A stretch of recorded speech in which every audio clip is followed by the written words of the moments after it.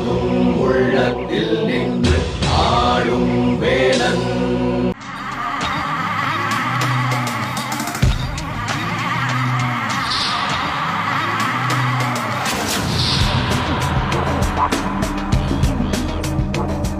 அழகா இருக்க. டேய் நாயே, பழிக்கிறியா? தொலைச்சிருவேன். தத்ரூபமா இருக்க. இரு இரு, உன்னை கவனிச்சுக்கிறேன்.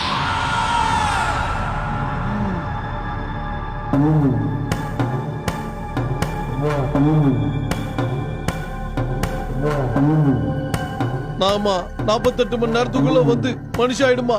நீ மனுஷா இருக்கும் போதே சமாளிக்கிறது கஷ்டம்.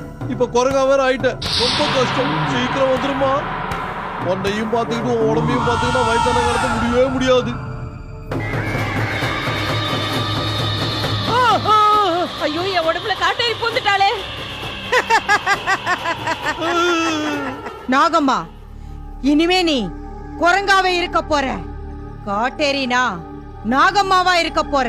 ஏய், மரியாதையை என் கூட்ட விட்டு போயிடு. நீ இப்படியே கட.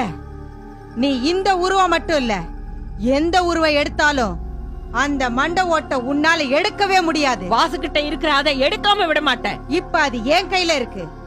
இனிமே உன் உடம்பு உனக்கு கிடைக்காது. என் கோவத்துக்கு ஆளாகாத, என் உடம்ப கொடுத்துடு.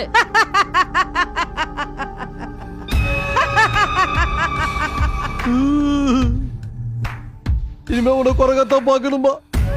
உன் உடம்புலதான் காட்டேரி பூந்துருச்சு. என்னோட கூடும் போயிடுச்சு, அந்த மண்ட ஓடும் போயிடுச்சு. ஐயோ,